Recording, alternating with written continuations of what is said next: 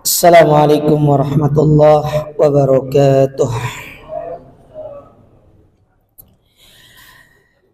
Innal hamdalillah nahmaduhu wa nasta'inuhu wa nastaghfiruh wa na'udzu billahi ta'ala min shururi anfusina wa sayyiati a'malina. Man yahdihillahu fala mudilla lahu ومن يضلل فلا هادي له أشهد أن لا إله إلا الله وحده لا شريك له وأشهد أن محمدا عبده ورسوله. أما بعد kaum muslimin wal muslimat, ikhwani fid din, a'azzakumullah. Pertama-tama marilah kita senantiasa bersyukur kepada Allah Azza wa Jalla. Pada kesempatan yang berbahagia ini Allah kembali mempertemukan kita dalam majlis yang mulia ini, melanjutkan kembali kajian kita dari risalah yang ditulis oleh Fadilatul Syekh Abdus Salam Ibn Salim As-Suhaimi hafizahullahu ta'ala, dari kitab beliau yang berjudul Kun salafiyan alal jaddah, jadilah salafi sejati. Kita masih pada pembahasan yang berkaitan dengan tariqul khalas wan najah huwa bil ittiba wa tarkil ibtida. Jalan keselamatan adalah dengan ittiba dan meninggalkan ibtida, mengikuti dan meninggalkan perkara-perkara baru. Ibtida itu artinya membuat perkara baru dalam urusan agama yang tidak ada contohnya yang diajarkan oleh Nabi Sallallahu Alaihi Wasallam. Pada pertemuan sebelumnya kita sudah membaca kitab ini atau membaca bab ini, di mana Syekh menyebutkan bahwasanya jalan keselamatan itu terletak pada dua hal. Yang pertama ikhlas, dan yang kedua yaitu tajridul mutaba'ah, senantiasa mengikuti apa yang diajarkan oleh Nabi Sallallahu Alaihi Wasallam. Di antara dalil yang kita bawakan pada pertemuan sebelumnya yang berkaitan dengan ikhlas, Allah berfirman dalam surat Az-Zumar pada ayat yang kedua, Allah mengatakan wabtagi fima ataqallahu darul akhir. Allah mengatakan fa'budillaha mukhlishan lahuddin, dan beribadalah kalian kepada Allah dengan mengikhlaskan niat. Jadi dengan mengikhlaskan niat kepada Allah Ta'ala, membersihkan hati dari mengharap segala hal yang itu bisa merusak keikhlasan kita. Lalu kemudian disebutkan oleh Syekh terkait masalah syarat yang pertama ini,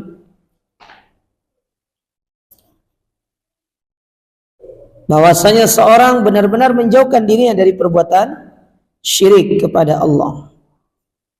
Tidak boleh dia mencampur adukan antara niat dia dalam dia beribadah kepada niat selain Allah Ta'ala. Dia mengharapkan dunia, enggak boleh. Karena Nabi SAW pernah bersabda, Allah berfirman, ana agna syuraka an syirki, aku tidak butuh kepada sekutu. Artinya Allah tidak menerima sekutu yang dijadikan sebagai tandingan Allah Ta'ala dalam kita beribadah. Tapi sekarang kita membaca syarat yang kedua. Syarat yang kedua, wa amma syartus tsani, adapun syarat yang kedua yaitu tajridul mutaba'ati li Rasulillah, memurnikan ittiba, mengikuti semata-mata hanya Rasul sallallahu alaihi wasallam. Apa maknanya? An yakunal amalu alladhi nataqarrabu bihi ila Allah muwafiqan lima syara'ahu Allah fi kitabi aw sunnata rasulih. Bahwasanya amal yang kita lakukan itu yang dengannya kita ingin mendekatkan diri kepada Allah harus sesuai dengan apa yang diajarkan oleh Rasul sallallahu alaihi wasallam, apa yang disunahkan oleh Rasul alaihi salatu wassalam. Jadi apa yang dicontohkan oleh Nabi itu yang kita ikuti. Dan agama Islam ini sudah dicontohkan semuanya oleh Nabi sallallahu alaihi wasallam, diajarkan semuanya oleh Rasulullah sallallahu alaihi wasallam. Sudah diajarkan semuanya, sudah dicontohkan semuanya oleh baginda kita Rasul alaihi salatu wassalam. Tinggal kita ikuti, copy paste. Kalau bahasanya orang-orang tuh agama Islam itu agama copy paste aja. Di copy dari Rasul, kemudian dipaste dalam amal perbuatan kita. Itu aja. Tidak usah kita buat-buat yang baru. Wirid-wiridnya sudah ada, doa-doanya sudah ada. Tinggal baca apa yang diajarkan oleh Nabi SAW. Wirid selesai sholat apa, wirid selesai sholat witir apa, wirid pagi petang apa. Dalam segala hal tidak lepas dari yang namanya wirid. Coba lihat, tidak lepas dari yang namanya wirid kita itu. Kita diajarkan oleh Nabi SAW berbagai macam wirid. Kadang-kadang kita datang kepada kiai-kiai, apa wiridnya untuk ini, apa wiridnya untuk ini. Semuanya sudah ada diajarkan oleh Nabi SAW. Kiai, ada enggak wirid khusus untuk ingin punya anak? Ada enggak wirid khusus untuk ini segala macam? Akhirnya kiainya ngajarin yang salah. Ya. Kalau ingin punya anak, berdoalah dengan doanya Nabi Ayub katanya. Kalau ingin anaknya nanti cantik, bacalah surat Maryam katanya. Kalau ingin anaknya ganteng, bacalah surat Yusuf. Lah nek bapak ibunya elek ya elek jemaah. Tuh pingin mosok gini loh, pohonnya itu mangganya mangga mana lagi, tapi antum pingin buahnya buah, mungkin mangganya mana lagi, tapi antum pinginnya harum manis, yang gak masuk jemaah. Iya toh, pohon jeruk tapi buahnya apel, gak bisa lah, gak bisa. Nah kalau bapaknya pas-pasan, ibunya pas-pasan, ya sudah. Ada kemungkinan ibunya pas-pasan, bapaknya pas-pasan, ibunya cantik. Masih mendingan itu. Tercover sama ibunya. Bisa jadi kan ya terjadi pertemuan dua gen kan. Ternyata ibunya yang lebih dominan gennya. Ya sudah, mungkin lebih. Itu masih mendingan. Lah ini bodoh. Saya bukan menghina, bukan mencela, tidak. Tapi memang kita berpikir tuh realistis saja lah gitu lah ya. Ustadz ada Ustadz, kemudian anaknya ganteng, ibunya, bapaknya biasa. Itu karunia dari Allah, itu fadlum minallah sudah. Kita nggak ngerti. Jangan kemudian nanti, oh saya dulu waktu hamil, kenapa anak saya bisa ganteng? Tiap hari tak bacakan surat Maryam, tiap hari minum air kelapa katanya. Ya nggak juga tuh. Tes DNA. Ternyata setelah tes DNA loh kok beda. Oh iya sih, ini anak saya dari istri yang itu, lupa. Istrinya dua. Ya, lupa dia. Subhanallah. Jadi nggak gitu jemaah. Islam itu sudah ada semua, wirid-wiridnya sudah ada semua. Saya tadi pengajian subuh, pengajian pagi tadi jam 9. Ada ibu-ibu yang tanya sama saya, kan materi kita tadi tentang agar hidup lebih bermakna. Terus nanya ibu, Ustadz, ada nggak wirid khusus untuk menghilangkan hasad dan kedengkian dalam hati? Ada. Allah sudah ajarkan itu. Loh masa iya Ustadz? Iya, tak bilang. Ketahuan gak pernah baca Quran ibu-ibu ini. Loh mana Ustadz? Ibu buka surat Al-Hasyr. Ayat yang ke-10. Apa kata Allah? Walladzina ja'u min ba'dihim yaqulun Rabbana ighfir lana wa li ikhwanina alladzina sabaquna bil iman wa la taj'al fi qulubina ghillan lil ladzina amanu.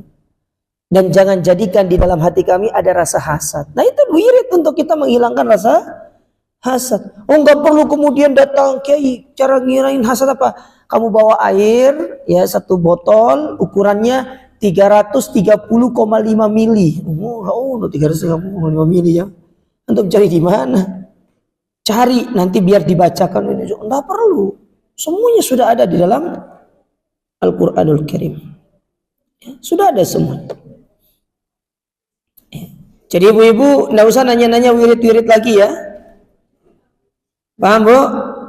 Ada yang lagi hamil? Kayaknya sudah tua-tua semua kayak yang hadir ini.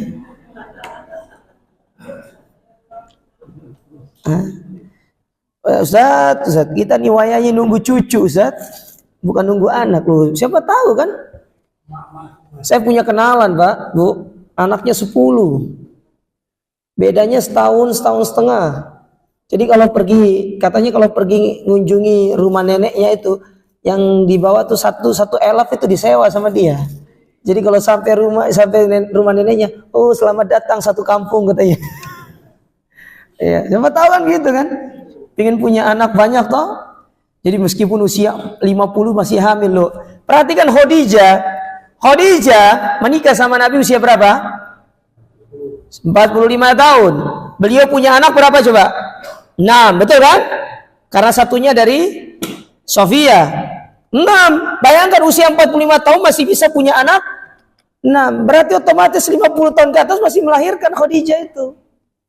Coba jenengan tes 50 tahun ke atas melahirkan gitu. Siap ibu-ibu? Insya Allah nggak siap. Insya Allah kayak kepokso gitu ya. Insya Allah jadi. Ya, kita balik ke sini. Jadi ikuti apa yang diajarkan oleh Nabi SAW. Allah berfirman dalam surat Al-Maidah ayat yang ketiga, Allah mengatakan al-yauma akmaltu lakum dinakum wa atmamtu alaikum ni'mati wa raditu lakumul Islam madinah. Ini ayat menunjukkan sudah agama itu sempurna. Tidak perlu ditambah, tidak perlu dikurangi. Artinya apa yang sudah dibakukan oleh syariat itulah agama. Tidak perlu ada penambahan, tidak perlu ada pengurangan. Cukup sudah agama ini dengan apa yang diajarkan oleh Nabi SAW. Tidak perlu cari-cari yang lain. Semuanya sudah tercover oleh sunnah Nabi. Jadi jangan mau cari apa, sunnah Nabi itu semuanya sudah ada. Ya. Sudah ada semuanya. Diajarkan oleh Nabi SAW kepada kita. Tidak perlu cari-cari yang lain. Kalau ada orang ngomong ya, say no to drug misalkan, katakan tidak kepada narkoba, say no to riba. Nah sekarang ganti, say no to bid'ah gitu. Katakan tidak dengan bid'ah. Ustaz, nanti anda dicap ekstrim Wahabi. Biasa, hal yang lumrah. Dan jangan merasa khawatir dengan istilah disebut Wahabi, karena Wahabi itu diambil dari nama Allah, Wahabi. Wahab, ya. Al-Wahhab, ditambahkan ya di belakangnya ya sukun Wahabi, itu menunjukkan penisbatan. Berarti Wahabi itu sendiri sebenarnya adalah aku adalah hambanya Al-Wahhab. Tapi mereka kan salah dalam memberikan gelar, pingin menjatuhkan Syekh Muhammad bin Abdul Wahab tapi blunder. Tidak mau dibilang Muhammadi, karena kalau dibilang Muhammadi berarti ikutnya Muhammad. Akhirnya diambil nama beliau yang lain, Abdul Wahab. Padahal Abdul Wahab itu nama Allah, Wahabnya nama Allah. Diambil Wahabi. Sampai Syekh Muhammad bin Jamil Zaini bilang, andai kata orang yang dikatakan Wahabi itu sesat, maka aku katakan diriku Wahabi. Karena Wahabi itu sejatinya kita menyandarkan diri kepada Allah, Al-Wahhab. Coba cari artinya Al-Wahhab itu apa. Lalu ditambahkan ya sukun di belakangnya, yang itu menunjukkan penisbatan. Wahabi kayak Salafi. Salafi berarti orang yang bersandar kepada salaf. Salaf ditambah ya sukun, Salafi. Wahab dengan ya sukun, Wahabi. Berarti kita menyandarkan diri kita kepada Allah sebagai hambanya. Ya, ingin memberikan istilah yang menjatuhkan, tapi justru hal tersebut ya malah menjadikan blunder bagi mereka. Makanya orang-orang yang mengeluarkan cacian, gelaran, makian itu, satu, bisa jadi karena dia tidak tahu, karena jahil. Yang kedua bisa jadi karena dia sekedar ikut-ikutan. Atau melihat ustadz-ustadz, sebagian ustadz-ustadz yang secara mungkin berseberangan tapi mereka memiliki ilmu. Mereka bilang, jangan katakan Salafi Wahabi itu sesat. Lihat Saudi itu kan Salafi Wahabi. Apakah kemudian mereka sesat? Ini orang mereka sendiri yang ngomong loh. Iya kan? Orang sendiri mereka yang ngomong. Bukan kita, tetapi ulama mereka, kiai mereka sendiri yang ngomong. Apakah mereka kemudian berani membantah itu? Tidak berani mereka. Makanya bisa jadi dua hal tadi. Sekedar ikut-ikutan, atau yang kedua, dia itu jahil, dia jahil, nggak ngerti, nggak paham. Makanya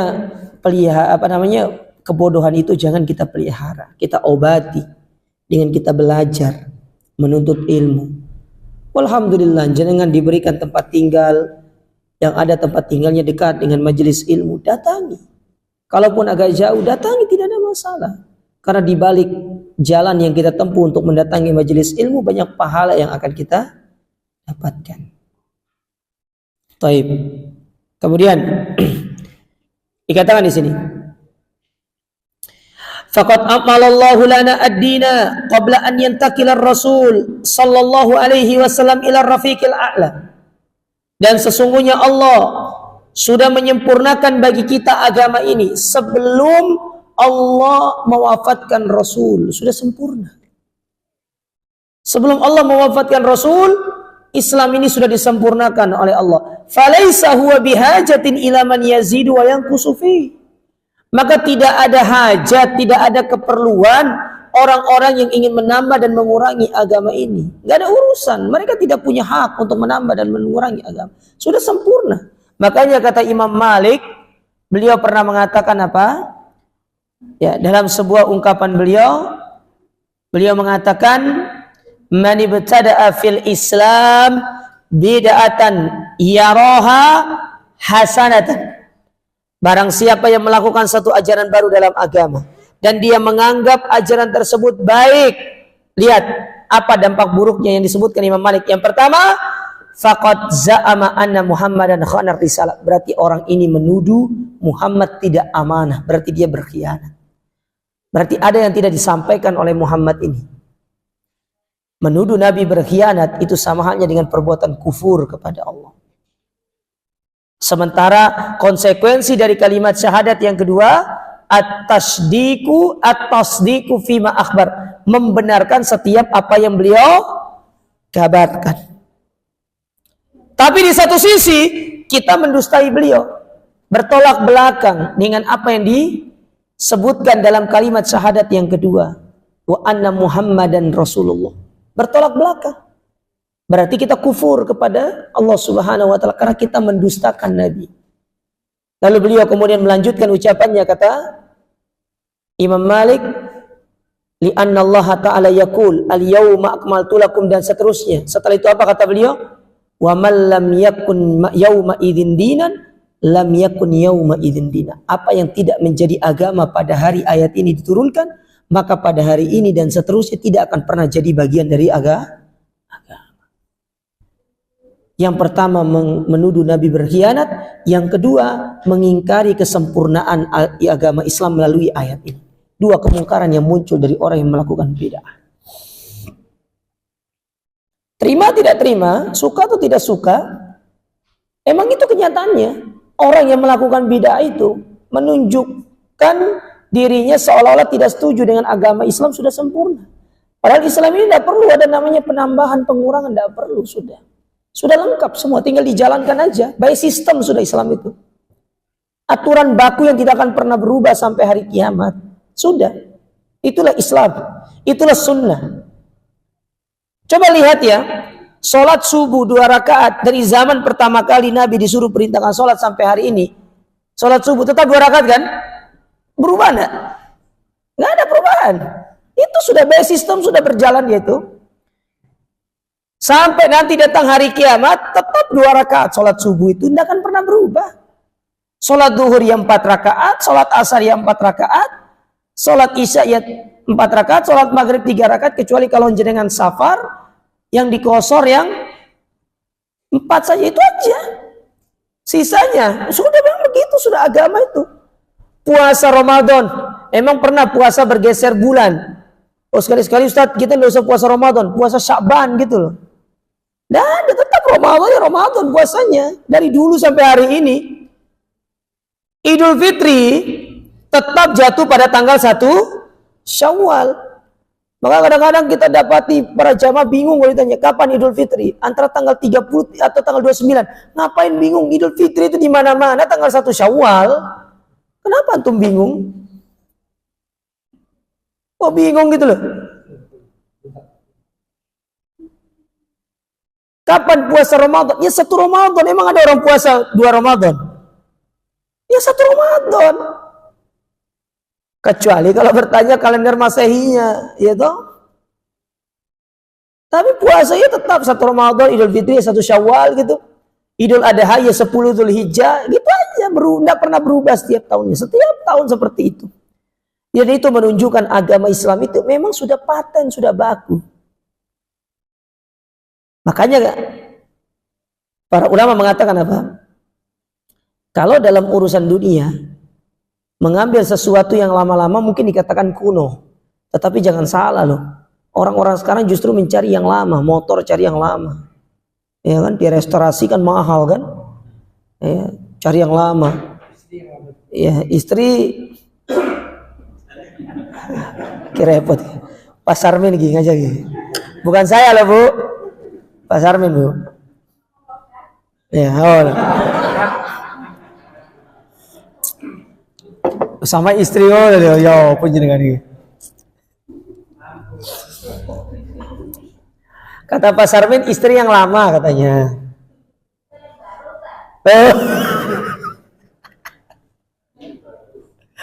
Iya. Tapi kalau agama memang yang lama sudah, nggak mau yang enggak usah yang baru-baru. Ya, agama itu yang lama sudah. Semakin lama semakin bagus agama itu. Makanya coba lihat orang-orang yang hidupnya semakin dekat dengan Nabi, semakin baik, semakin lurus ya ajaran-ajaran mereka. Tapi semakin jauh dari Nabi, semakin banyak penyimpangan. Namun jangan khawatir, dakwah sunnah ini akan selalu ada kok.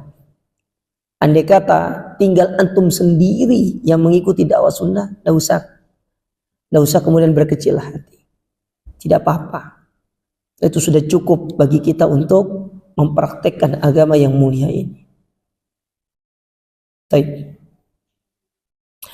Wa qad ja'a an-nusus katsira, dan sungguh telah datang nas-nas yang sangat banyak. Ta'muru bil ittiba, memerintahkan kita untuk mengikuti sunnah Nabi SAW. Wa tuhadziru minal ibtida, dan memperingatkan kita dari yang namanya al-ibtida, bid'ah, wal ihdas, membuat-buat urusan baru dalam agama.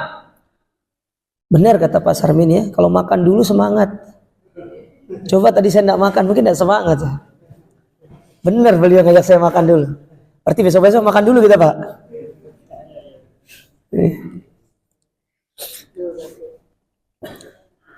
Membuat-buat baru, hal baru, dan membuat perkara beda dalam agama. Di antaranya apa kata Allah dalam surat Al-Ahzab ayat yang ke-21 nih. Ayat yang sebenarnya menjadi bumerang bagi orang-orang yang melakukan bid'ah. Ini bumerang bagi mereka karena mereka sekedar membaca secara membaca ayat tersebut secara istilah letter like lah bahasanya mungkin ya. Ya.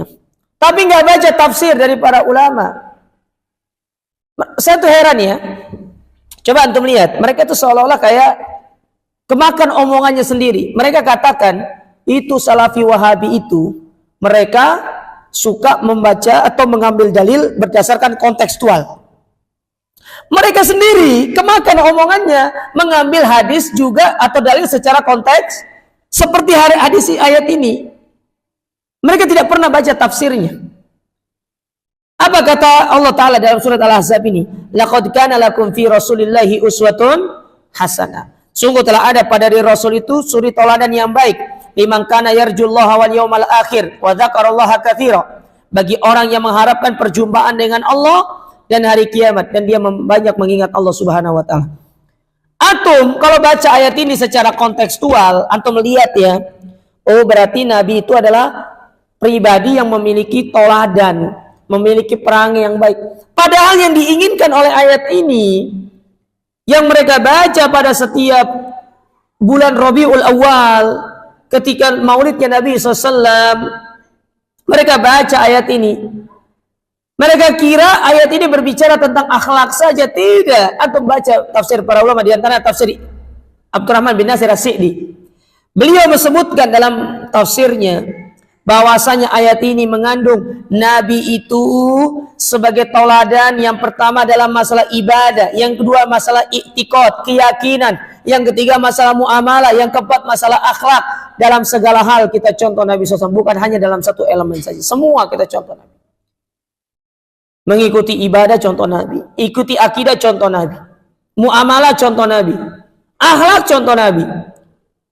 Dan mereka baca ayat ini pada setiap malam Rabiul Awal, sungguh telah ada pada diri Nabi, tapi berbuat syirik kepada Allah, tapi berbuat bid'ah dalam agama.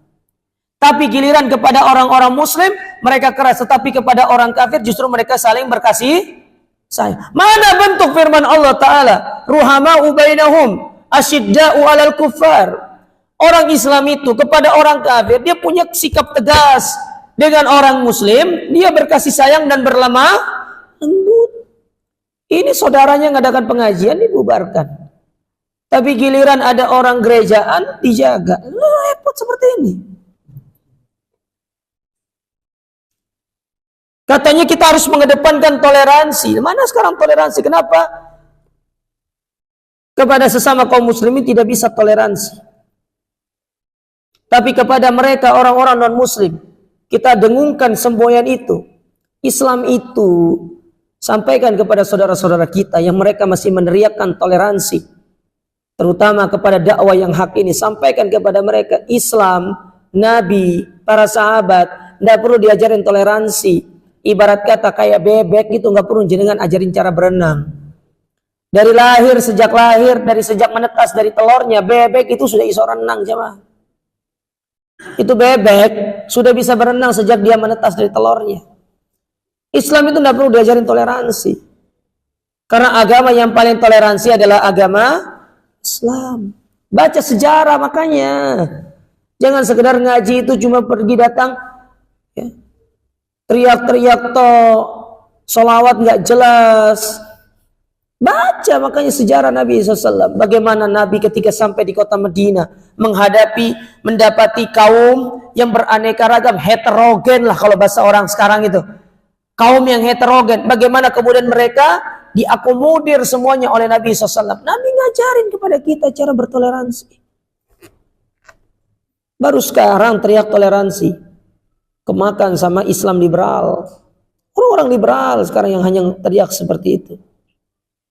Orang-orang liberal, orang-orang yang dia tidak senang sama agama ini, ngakunya cendekiawan muslim, tapi pada hakikatnya merusak agama dari dalam.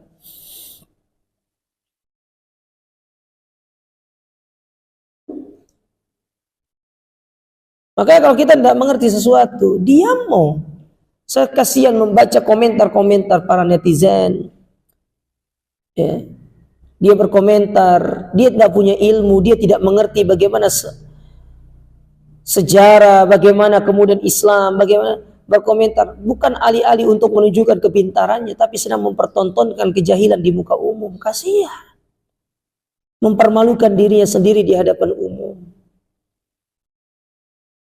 Kita bukan tidak mau membantah, tapi buat apa meladeni yang akhir ujung-ujungnya kita berdebat, tapi debatnya debat kusir. Sementara Nabi SAW mengatakan, wa ana zaimun bi baitin fi rabadil jannah liman tarakal mira wa in kana muhiqqa. Aku menjaminkan istana di dalam surga bagi orang-orang yang meninggalkan debat, meskipun pada posisi itu dia berada di atas kebenaran, tapi dia tidak mau debat. Karena apa? Nanti ujung-ujungnya debat kusir. Bukan dia cari kebenaran, tapi justru mencari pembenaran. Banyak yang seperti itu, orang debat kan mencari pembenaran jadinya, bukan mencari kebenaran. Kalau mau mencari kebenaran, debat itu sudah kita berbicara dengan adanya kitab segala macam, adanya literatur kita baca. Ini loh pendapat ini. Kalau memang kita dalam sisi pendapatnya sudah salah, dalilnya sudah lemah, ya sudah. Apa salahnya kita menerima kebenaran? Namun hawa nafsu yang menjadikan orang itu tidak mau menerima kebenaran itu. Makanya kenapa kemudian kita diingatkan oleh Allah, wala tattabi'u ahwa'a qaumin qad dhallu. Jangan mengikuti hawa nafsu suatu kaum yang telah mereka sesat sebelumnya. Jangan. Belum ada ini. Masih. Biasanya kalau kita tidak makan dulu tuh cepat azannya, Pak ya. Iya, tenang gitu ya. Emang triknya Pak Sarmin luar biasa sih.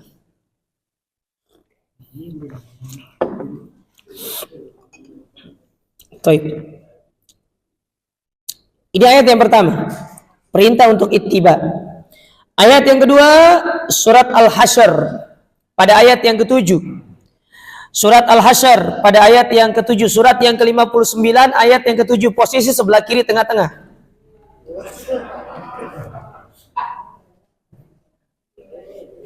Benar gak? Coba lihat dulu. Coba lihat dulu. Salah saya. Iki live streaming loh, salah saya nanti. Surat Al-Hasyr, Bu. Benar gak? Surat 59 ayat yang ke-7, posisi sebelah kiri tengah-tengah. Benar? Nggak ada mushaf dah?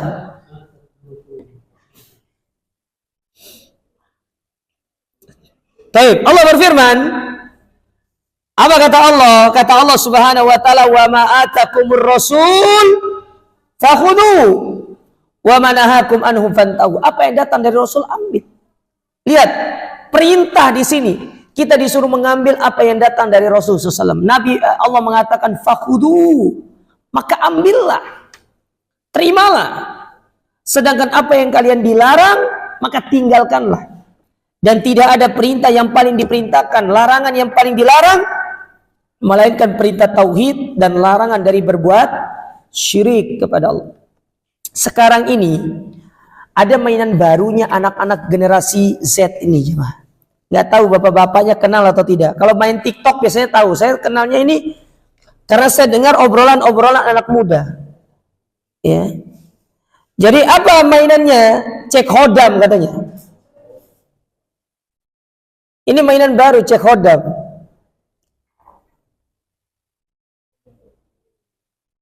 Apa itu cek hodam, jemaah? Saya tidak tanya bapak-bapak yang usia 50, tidak tahu pasti. Apa cek hodam? Hah? Nah, itu sembunyi itu. Geser. Apa cek hodam itu?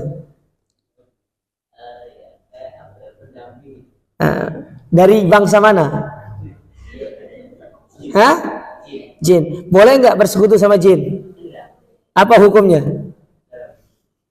Itu perbuatan apa berarti? Syirik. Nah, kita diperintahkan untuk mengambil sunnah dan meninggalkan perbuatan bid'ah. Ya, perbuatan bid'ah.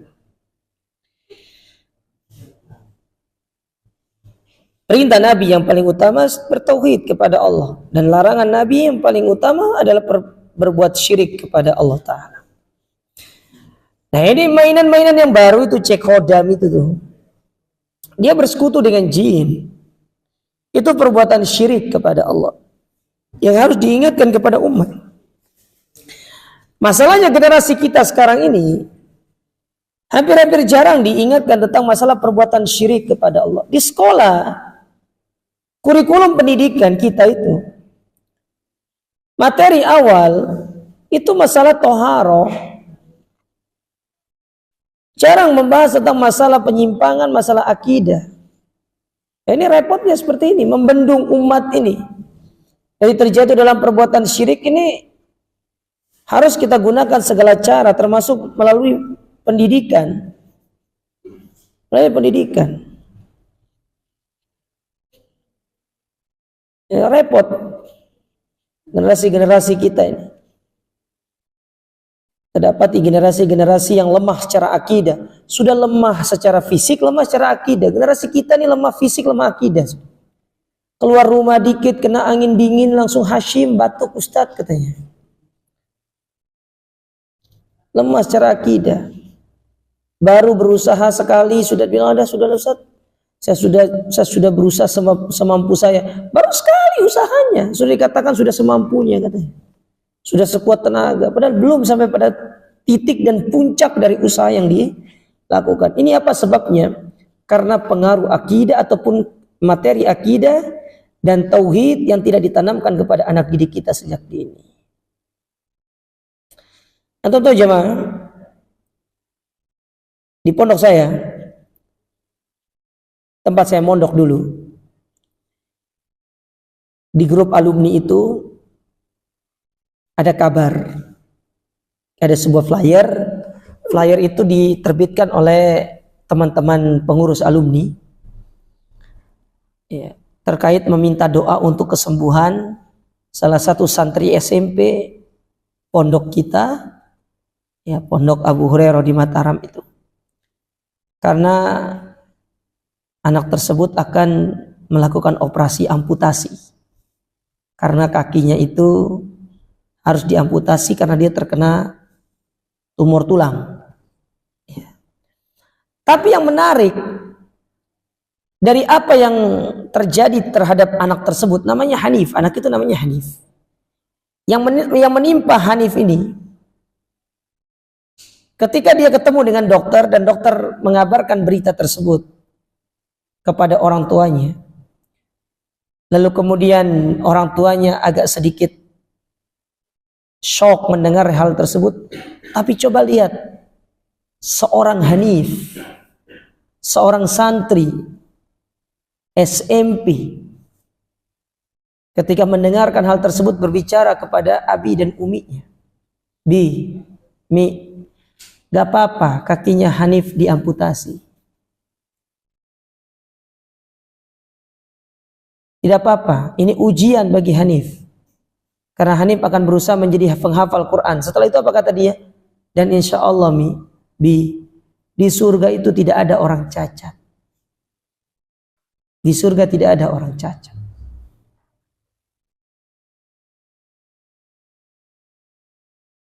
Ini ujian yang berat. Tapi orang tersebut bisa melaluinya kalau dia memiliki akidah.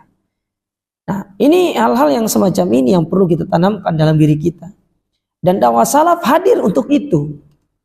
Mengajak manusia untuk seperti itu. Dia berserah diri kepada Allah, bukan berserah diri kepada makhluk, bukan berserah diri kepada jimat, bukan berserah diri kepada A, B, C, D, bukan berserah diri kepada Allah.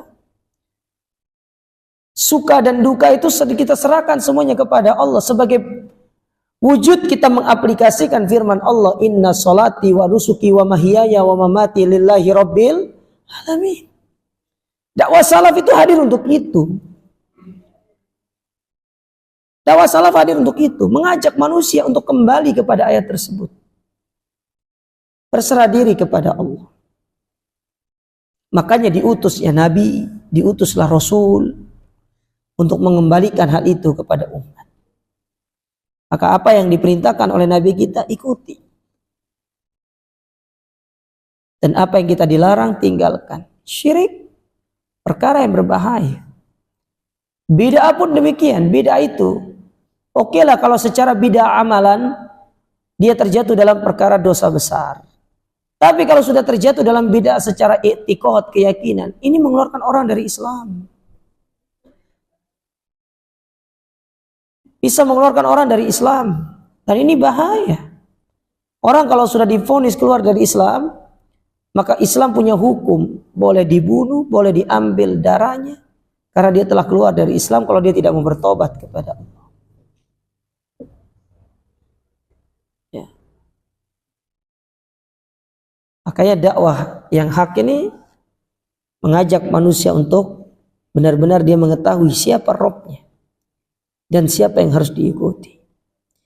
Kemudian berikutnya, ayat berikutnya, Allah berfirman, suwe ya? 15 ya? Harusnya 20. Allah berfirman dalam surat Ali Imran, surat yang ketiga, ayat yang ke-31, posisi sebelah kanan atas, bawah dikit. Kalau ini hafal saya Bu, makanya saya bisa tahu. Kalau ayat yang lain nggak hafal-hafal. Allah mengatakan, "Qul in kuntum tuhibbunallah fattabi'uni yuhibbukumullah." Apabila kalian mengaku cinta kepada Allah, maka ikutilah aku, ikutilah Nabi SAW. Karena pembuktian cinta itu dengan mengikuti sunnah. Jangan orang mengaku cinta kepada Nabi, tapi dia meninggalkan sunnah. Jangan dia mengaku cinta kepada Allah, tapi dia meninggalkan sunnah. Maka salah satu wujud pembuktian cinta kita kepada Allah yang selalu kita dengungkan, sampai kemudian membuat sebuah majelis cinta Rasul, majelis cinta terhadap Rasul, tetapi isi dalam majelis tersebut justru perkara yang bertentangan dengan apa yang dicintai oleh Rasul. Melakukan bid'ah, membaca wirid-wirid bid'ah. Bukan itu. Ittiba. Itu bentuk wujud kita mencintai Nabi SAW. Mengikuti sunnah beliau. Apa yang diajarkan itu bentuk kita mencintai Nabi. Makanya seorang penyair pernah mengatakan apa? Ta'asir rasulah. Dalam ungkapan yang lain, ta'asil ilaha. Engkau bermaksiat kepada Rasul. Ta'asil ilaha, ta'asir rasulah wa anta tas'umu hubbahu. Engkau bermaksiat kepada Rasul. Tapi di satu sisi engkau mengklaim dirimu mencintai Rasul. Tapi di sisi yang lain engkau bermaksiat kepada Rasul. Apa bentuk bermaksiat kepada Rasul? Engkau tidak mengikuti sunnahnya. Engkau berbuat bid'ah dalam agama. Hadalah amru fil qiyasis syani'. Perkara ini merupakan perkara yang sangat buruk. Mengaku cinta, tetapi di satu sisi melakukan perkara yang tidak disenangi oleh orang yang dicintai. Lalu kemudian penyair itu melanjutkan syair dan mengatakan, "Lau kana hubbuka shadiqan la ata'tahu, innal muhibba liman yuhibbu muti'." Kalau sekiranya kamu benar-benar cinta, maka kaedahnya yang mencintai akan mengikuti apa yang diinginkan oleh orang-orang yang dia cintai. Seorang suami cinta sama istrinya. Istrinya bilang apa, dia akan lakukan suami tersebut. Begitu pula sebaliknya. Istri cinta sama suaminya. Suaminya ingin sesuatu, istri akan melakukan dengan sepenuh hati. Itulah wujud cinta. Melahirkan sebuah pengabdian kepada orang-orang yang kita cintai. Demikian pula kepada Nabi. Kita kalau benar-benar cinta kepada Nabi, apa bentuk wujud konkretnya? Ikuti sunnah. Ikuti apa yang dicontohkan oleh Nabi SAW. Sholat sesuai dengan sholatnya Nabi. Berwudu sesuai dengan wudunya Nabi. Wirid sesuai dengan wiridnya Nabi. Ya, zikir diamalkan, zikir yang diajarkan oleh Nabi SAW. Berhari raya sesuai dengan apa yang diajarkan oleh Nabi. Berpuasa sesuai, berzakat, berinfak. Semuanya tidak lepas dari apa yang diajarkan oleh Nabi. Semuanya kita ikuti. Itu wujud cinta kita. Dan kalau kita sudah melakukan hal tersebut, kita sudah dikatakan mencintai Rasul dengan sempurna. Mencintai Allah dengan sempurna. Karena dalam ayat ini Allah mempersyaratkan agar cinta kita dibalas oleh Allah, salah satu syaratnya adalah mengikuti apa yang diajarkan oleh Nabi SAW. Maka dari ayat ini, kata para ulama, mafhum mukhalafahnya, pemahaman terbaliknya, melakukan hal yang tidak diajarkan oleh Nabi, sama halnya menjadikan kita dibenci oleh Allah Ta'ala. Dibenci oleh Allah. Sama dengan masalah takwa. Kapan orang itu dikatakan bertakwa? Kalau dia beramal soleh. Beramal soleh yang seperti apa? Mengikuti sunnah. Berarti kalau dia beramal soleh tidak mengikuti sunnah, berarti amalan tersebut tidak bisa membawa dia kepada ketakwaan. Gimana amal itu akan diterima sementara amal itu tidak sesuai dengan sunnah? Kalau sudah tidak diterima, gimana amal itu bisa menjadikan dia takwa? Gak bisa. Maka harus dia mengikuti sunnah Nabi SAW.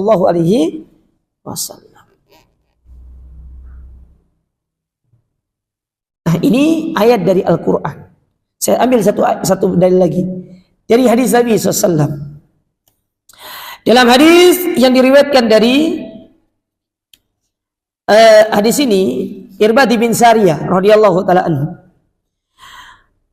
Nabi SAW memberikan sebuah wasiat kepada para sahabat dengan mengatakan, alaikum bisunnati, wajib bagi kalian untuk mengikuti sunnahku wa sunnatil khulafa'ir rasyidin al-mahdiyyin, dan sunnahnya para khulafa ar-rasyidin al-mahdiyyin min ba'di, yang datang setelahku. Addu 'alaiha bin nawajiz, gigit dia dengan gigi geraham. Kenapa dipakai gigi geraham?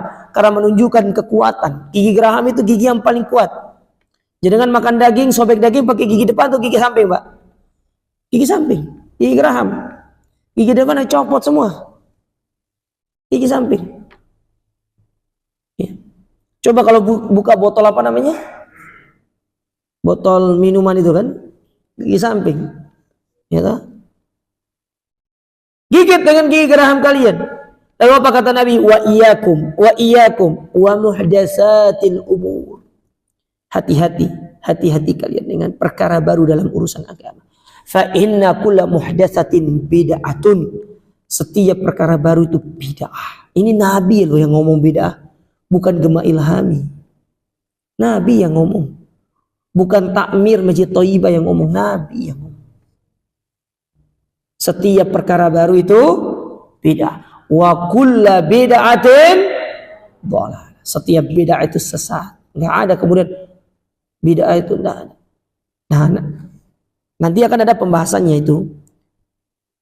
Kan Imam Syafi'i punya istilah bid'ah hasanah, nanti akan dijelaskan. Setiap bid'ah itu sesat. Wa kulla dhalalatin finnar, dan setiap kesesatan itu tempatnya di dalam api neraka. Ingat, hadis ini sifatnya ancaman, bukan sebagai penetapan, bukan memvonis. Kalau dalam bahasa anunya itu mentakyin. Mentakyin itu memvonis dia pasti masuk dalam api neraka, tidak. Tetapi dia sebagai ancaman. Yang tidak meninggalkan bid'ah, dia diancam. Kalaupun dia masuk neraka, maka tergantung tingkat kebid'ahannya. Apakah bid'ahnya itu ringan ataukah berat? Kalau ringan, bisa jadi dia masuk nerakanya sebentar. Tapi kalau dia bid'ahnya berat, apalagi sampai bid'ah kekufuran, bisa jadi dia tidak akan pernah keluar dari api neraka selama-lamanya. Nah, maka perhatikan masalah ini, jemaah. Ini dalil-dalil yang menjelaskan kita diperintahkan untuk mengikuti sunnah Nabi Sallallahu Alaihi Wasallam. Wallahu a'lam bishawab. Ini sekiranya yang bisa kita ambil pada kesempatan ini. Insyaallah kita lanjutkan pada kesempatan berikutnya. Kita akhiri subhanakallahumma rabbana bihamdika asyhadu an la ilaha illa anta astaghfiruka wa atubu ilaik. Wassalamualaikum warahmatullahi wabarakatuh.